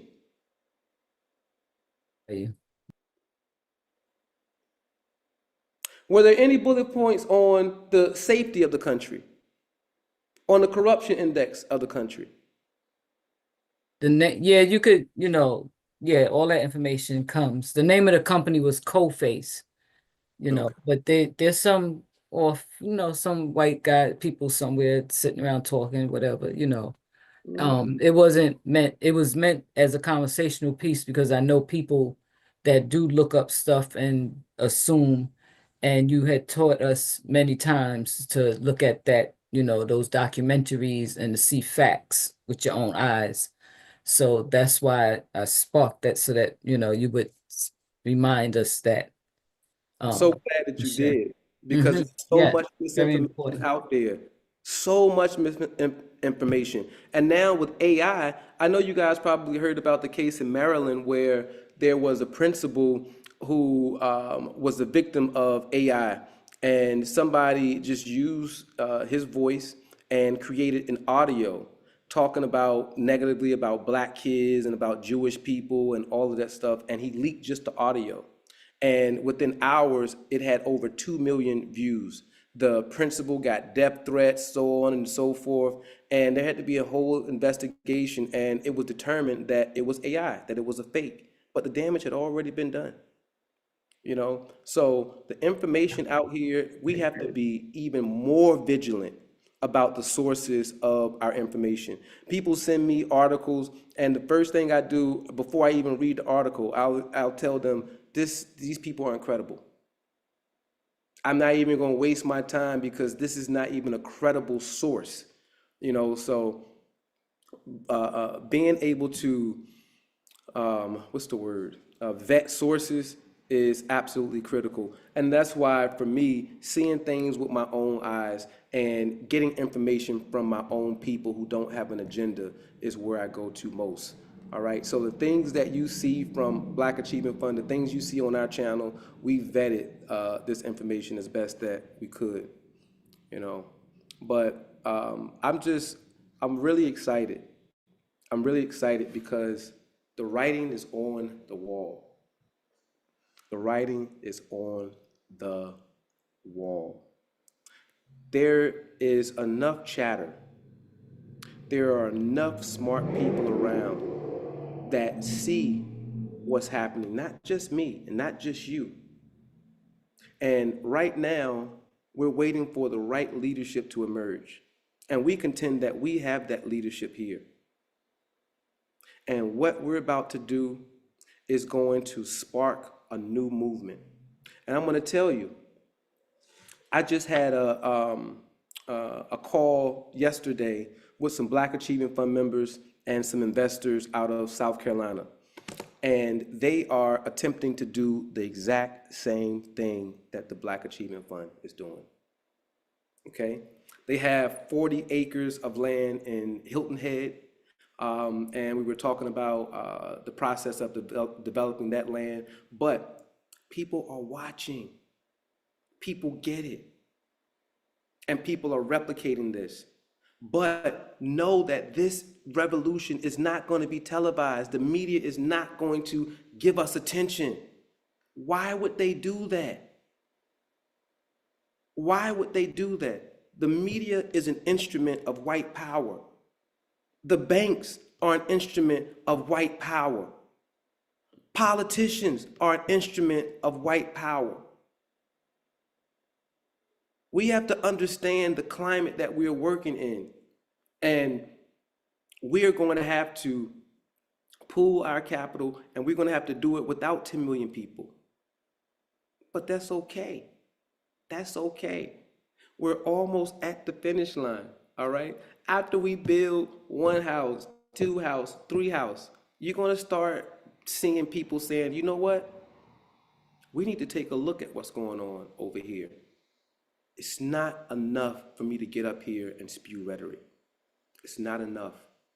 There are too many people out there who can spit the rhetoric just better than me. but can they manifest it? That is the difference. We have goals set for buying land. We have goals set for establishing our own cities. We have goals set for building our own institution.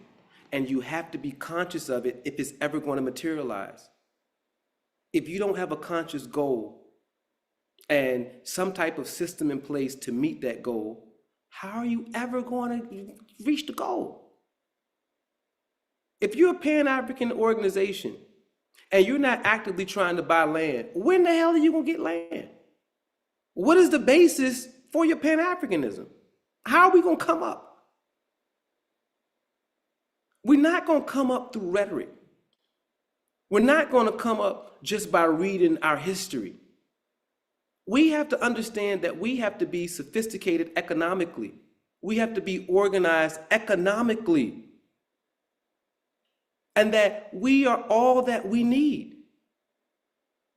Just as the scholar was sharing, Africa doesn't need the West.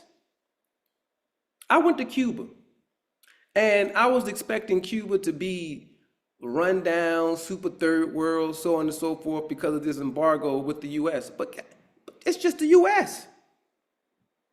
I'm in Cuba, they got cars from France, they got cars from Canada, they got cars from Europe. They have capital from Russia, they got capital from China, they getting capital from everywhere. So just because the most powerful country in the world decided to blockade, that didn't mean that the country starved and died. They found other partners. We don't need them. We're dependent upon them in this moment, but we don't need them. Those are two different things. Because our dependency is not indefinite. Our dependency is only based on our belief in our own powerlessness. If we had $90 million a month to operate from, can you imagine what we would be producing here in the United States of America? Can you imagine? And we're going to build that wealth regardless. I don't care, we have 700 people. Right now, we got 100 acres of land. That community is going to be built. And it's going to be built at a quality and at a standard that is going to awe everybody. All right, that is our mission here at the Black Achievement Fund. So I want to thank all of you for being part of this mission. Please make sure that you subscribe to our YouTube channel. Please make sure that you share these YouTube videos with other people, and know that they may not join today. They might not join tomorrow, but you can't unhear something. And we're going to continue to progress.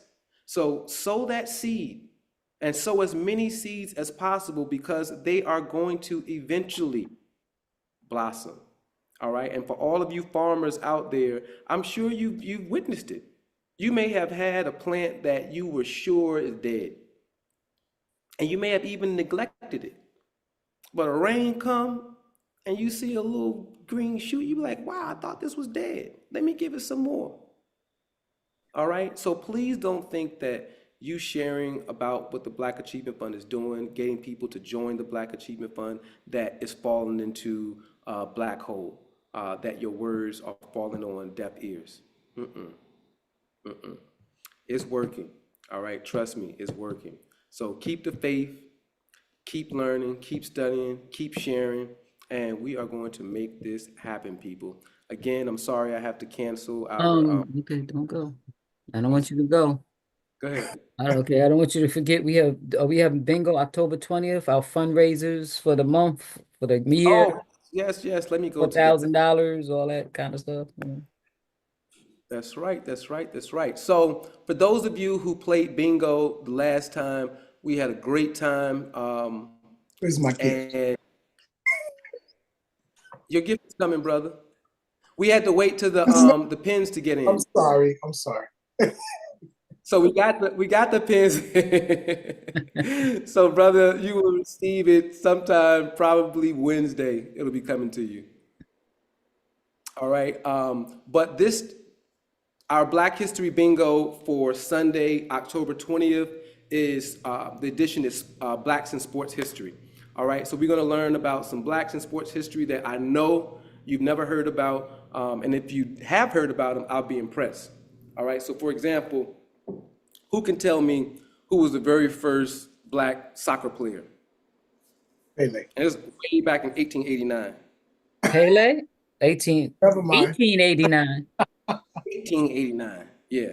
My God. Mhm. Who was the first Black person to win a major championship from any type of league? I'll give you a hint. It was an African American female, all right? And she won the very first tournament that the Tennis Association had in 1916. A Black woman.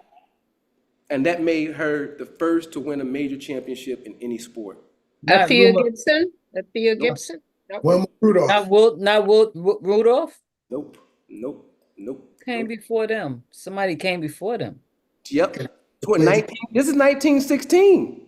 16. Oh, 1916. Forget The very first championship Wow. that the United Tennis Association had was won by a Black woman. Wow. Mm-hmm. So I pulled out all of the stops. I did some real research. So this should be a really, really fun Blacks in Sports History bingo. You can get your tickets online on our homepage. Let me share that with you. It's only $20, and you get 3 games. We play 3 games, so you have 3 chances to win. And the prizes are worth 5 times what your $20. Okay, hold on one second. Oh, I can't let you see that. Those are some. I'm not looking. Too late. I got a screenshot of that. No, I'm kidding. And it be that fast too. All right. So if you go on our homepage or on our calendar and scroll down to upcoming or current events, you'll see BAF Black History Bingo, Blacks in Sports Edition, and you click on that and you'll be able to buy your tickets. All right. And that's going to be Sunday, October the 20th. And last time, people, guess how much money we made? We raised $615. Wow. Nice. $615. And everybody who participated learned something. Everybody who participated, they received a PDF document with all 24 of the Black women in history that we profiled, along with their images and bios. So you're getting a lot for your $20, and 100% of those proceeds go towards our Pyramid 1 guest house. Awesome. All right. So we are doing everything in our power to raise this capital, to educate, instead of just begging for your money. All right. So don't forget our lapel pins. Our lapel pins. Let me go back and share that as well. We have some awesome lapel pins that were created by our ambassadors, and they came in. Let me go to our shop. Stop share. Share. We have a limited edition T-shirt that'll be coming soon. Okay, Maybe another month or so. Yep, we have a graphic design artist working on that right now. And if you go to our shop, just click shop. The first item here is our new lapel pin, and they really did a good job. It's a metal lapel pin. You can put it anywhere on a backpack. You can wear it as a traditional lapel. You can put it on virtually anything that you're wearing. You can put it on a hat and scarf, anything. And all proceeds, once again, benefit our Pyramid 1 fundraiser. We are over $10,000, everybody. For the month of October, we need to get up to 13,000 by October 31st. So we need you guys to make your contributions if you have not made your contributions already. And we've added, if you donate at least $50, you will receive a complimentary pin. All right. So you donate over $50, you will receive a pin. And for the people who have contributed over $50 already, we'll mail you a pin as well. We want you to be out there promoting the Black Achievement Fund, promoting the pin. What else we have? We also have an education summit that is going to be here at our Kemet Club in Atlanta on the 12th. We have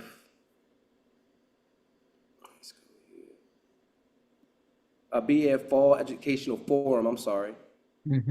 That is October 12th. You can buy tickets here. How much are the tickets? $5. $5 to $30 for the ticket. $8, yes, right. And it's hosted by our member Pansy and her company, Facilitating Leaders and Unapologetically Free LLC. And our That's me. That's Shonda Freeman. Yeah, would you like to say something?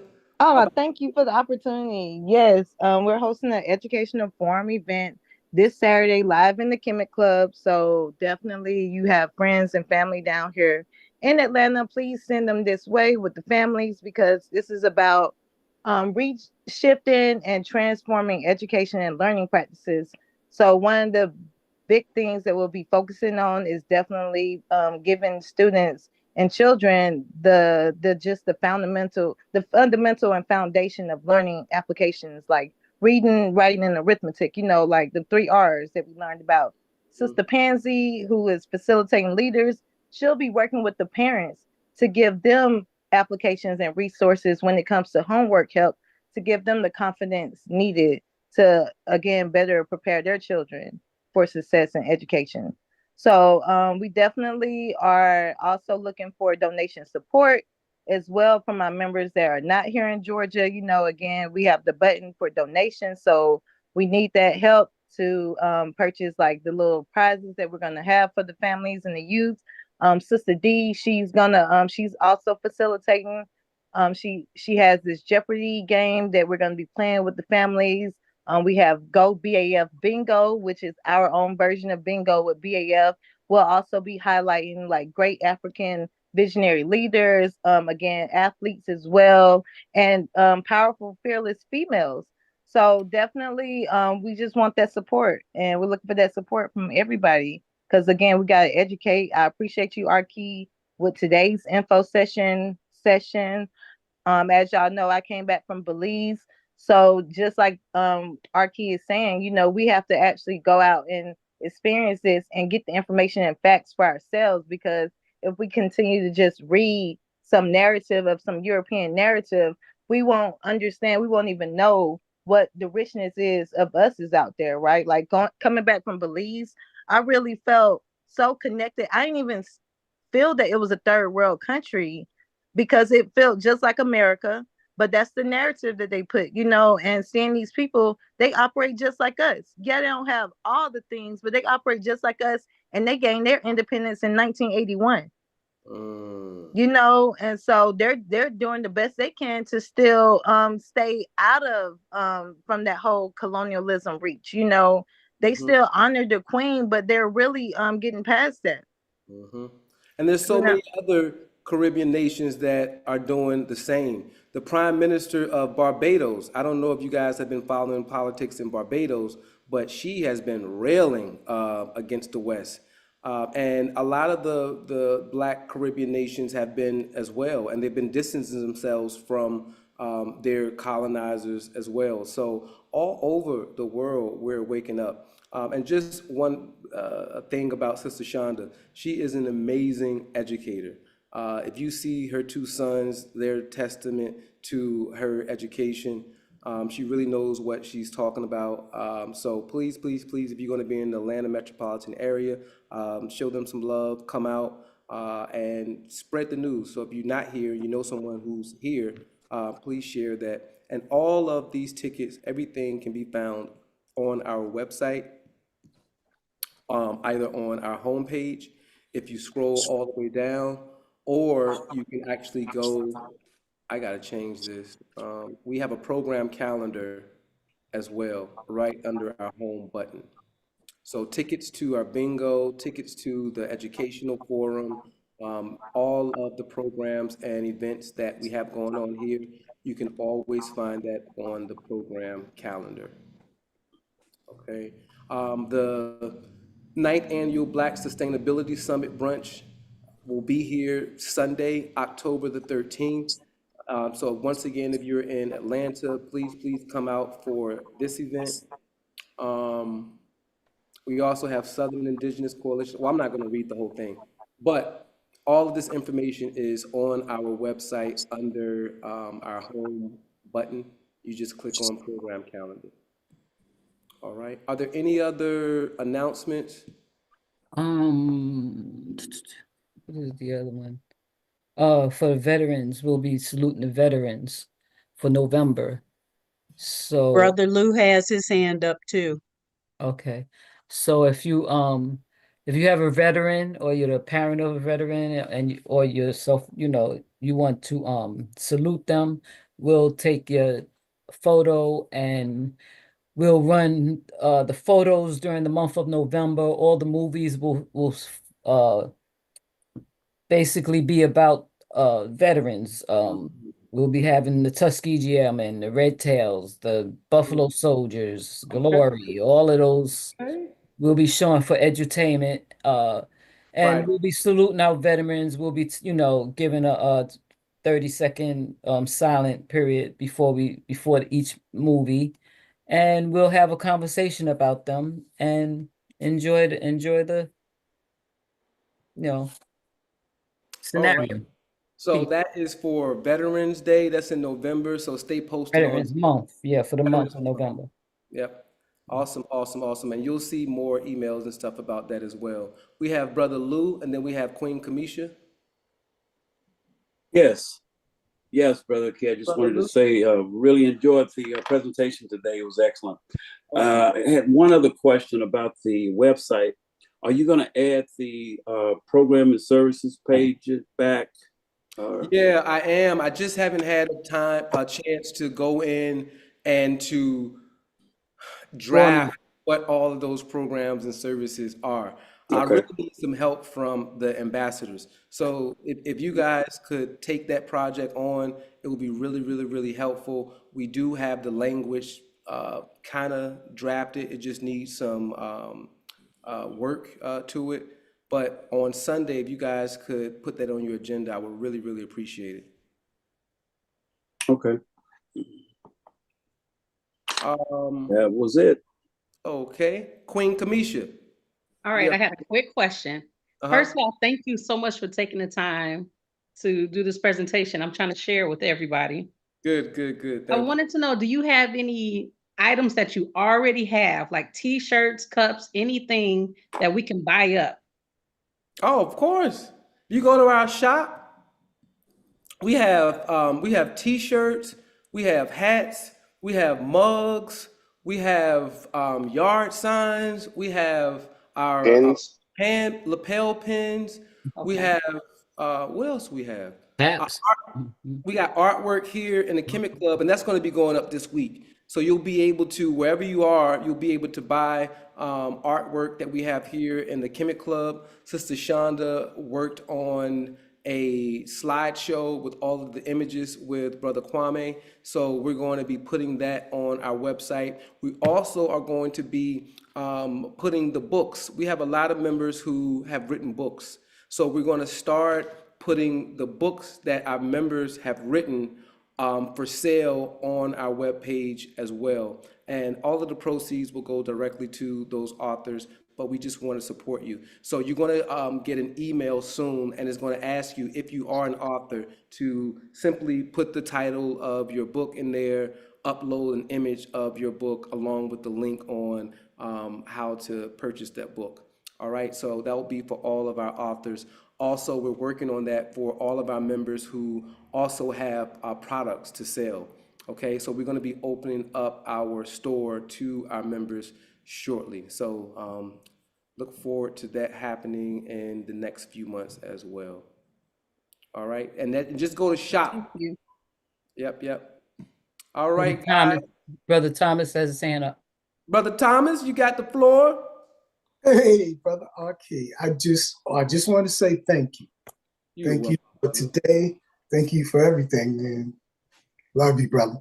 Thank you. You know, I love you guys back so much, and you are helping me to live my dream. You know, I've wanted to do the Black Achievement Fund since 1996, and to have the honor, the privilege to be able to do it, to have your support, it just means the world to me. So I'm going to always do my best to be the leader that you guys deserve and show up.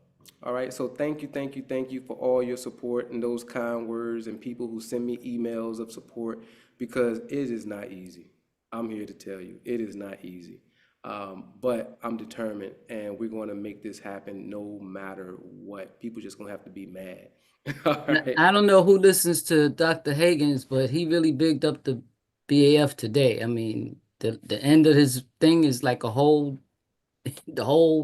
last 10 something minutes. You talk about the BAF. He really bigged you up. You're his little son now. You're his son. That's right. He came out with me to the land about 2 weeks ago. Yes, I had all the about privilege. it. Yeah, I had the privilege of taking him out there, and he couldn't believe it. You know, so we had a really great time out there. He's inspired, and he has just been. We can't. For those of you who don't know who Dr. Ray Higgins is, you get the emails every Sunday, but he's one of our board members, and he's a spiritual teacher of the African Village, who we are partners with, and he has just been absolutely instrumental to the success of the Black Achievement Fund. For the most part, he is the #1 signer of new Black Achievement Fund members, hands down, okay? Most of our members come through Dr. Ray Higgins, so we love him so much, and we're so thankful that he has become a friend of the organization, and he promotes us the way that he has promoted us, and we in turn do the same thing for the African Village. All right, so this is how we connect and we work together. So shout out to Dr. Ray Higgins. Dr. Ray. Ashe. Any other questions, comments, announcements? Not that I see. Okay. So thank you guys so much again for your time today on a Sunday. I really appreciate it. Somebody has his hand up. All right. Brother Winston. Brother Winston, you have the floor. Yes, I appreciate the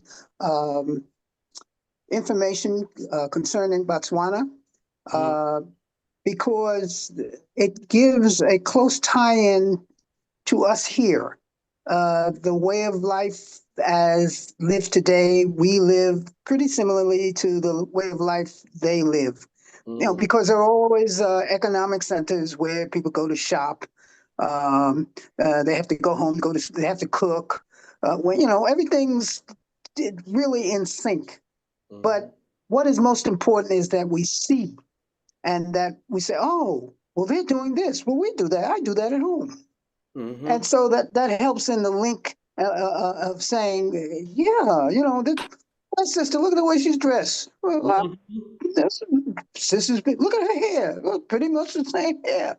So it's important to see that. And no, I'm not breathing in the air, although I've been to 7 countries. But the point is, we see, and that is important in establishing a link. And we hear them speak. Oh, she got accent a little bit, but she's saying the words like we say them. So thank you for that. Yeah, thank you. It's so important to demystify the differences amongst us, because what you don't know, you fear. You know, so once you begin to break down those barriers of knowledge and begin to see that these people are just like us, and the continuity of culture is there. You know, to be able to see people have the same level of humanity. You know, when you talk about, again, talking about narratives, look at the narrative that people have for African Americans. Look at the counter narrative that people have, that we're violent, that we black on black crime, we kill each other, we don't work together. I mean, just every negative stereotype you can think of has been cast upon African Americans.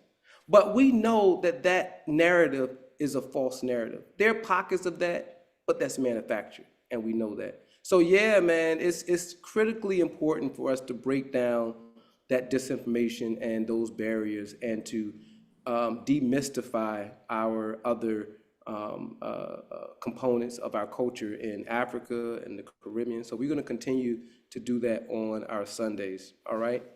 Actually. Thank you, Brother Winston. Did you get your certificate? In a word, no. I mailed it personally. You must be mailing it to a wrong address, because I've never, in the period of time since I've been a member, received anything called a certificate.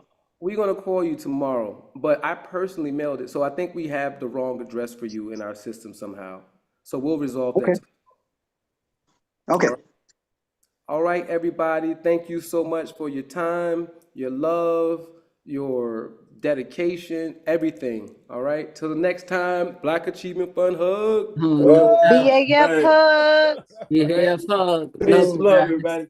Get your pins. Get your bingo tickets. Get your educational forum tickets. Get your educational forum tickets. All right. For your families, go ahead, buy your family ticket and then sponsor it for another family. That's right. You can also sponsor for another family.